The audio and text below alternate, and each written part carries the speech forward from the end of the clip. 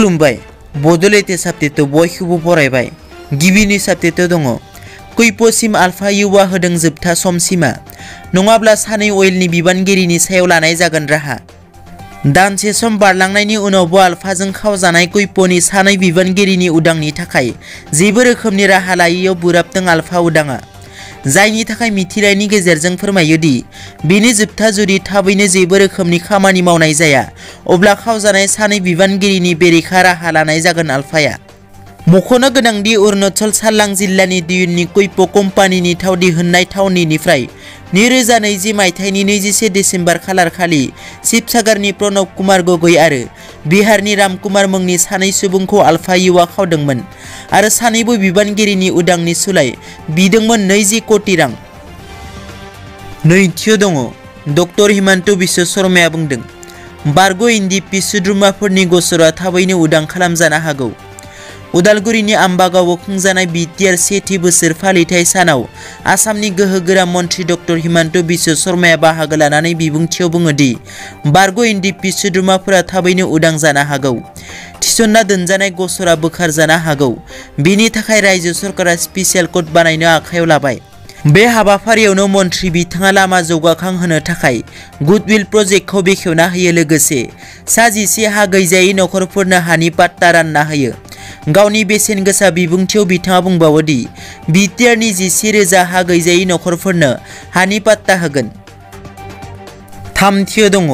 सुरत नार्जारिनो प्रमद चन्द्र ब्रह्म थुनलाइ बान्था मैया BTR गोरोबथानि बोसोरसे जाफुंसारनायनि रंजानाय हाबाफारियाव बर'नि सानै गेदेमा सुबुंफोरनो प्रमद चन्द्र ब्रह्म बान्था होनाय जादों BTR सरकारा होनाय बे प्रमद चन्द्र ब्रह्म थुनलाइयारि बान्थाखौ सुरत नार्जारि बिथांनो होनाय जादों बान्था महरै थुनलाइगिरि सुरत नार्जारि बिथांखौ BTR सरकारा 2 लाख रांनि चेक होनायजों लोगोसे मान बिलाइजों मान बावदों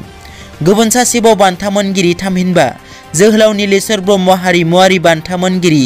खनगिरि मुस्रि अरुण नार्जारि बिथाङा बान्थाखौ लानो हाबाफारियाव बाहागो लानो हायासै ब्रैथियाव दङ BTR गोरोबथा सानाव मुंख्लंफोरखौ गोसोखांनानै एबसुआ आलारि सावदों BTR गोजोन गोरोबथाया बोसोरसे जाफुंसारनायाव दुलाराय बर' फरायसा आफादा उदालगुरियाव बोसोरसे जाफुंसारनायनि रंजानाय हाबाफारि खुंफुंनायजों लोगोसे मैया मोनाबिलियाव मोनफ्रोमबो जिल्ला आरो दखरा एबसुनि मावख'फोराव मुंख्लंफोरखौ गोसोखांनानै आलारि सावदों बाथियाव दङ क'क्राझाराव फिन बोखांदों गोबां बिबांनि हाथियार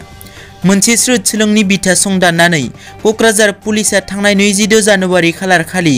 बेलासि 2 रिंगायाव कारिगाव पुलिस आउटपस्टनि सिङाव थानाय लावथि ओनसोलनिफ्राय गोबां बिबांनि हाथियारजों लोगोसे गोबां गुलिफोरखौ बोखांनो हायो पुलिसनि सुलुङाव फोरमायनाय बादिब्ला क'क्राझार जिल्लानि उफ्रा पुलिस बिबानगिरि मुकुन्द राफानि गोख्रों संदाननायाव रौनिया आरो पुलिस बिफाना गंसे AK-47 राइफल गंसे AK मेगजिन 7.62 पिस्तलनि गर 51 गुलि गंसे पिस्तल आस्था आरो पिस्तलनि गंसे मेगजिनखौ हा सिंनिफ्राय बोखांनो हायो दिनैनि रादाबा एसेनोसै नोंथांमोना जुदि आंनि चेनेलखौ दासिमबो साबस्क्राइब खालामाखै अन्नानै साबस्क्राइब खालाम गोजोन्थों।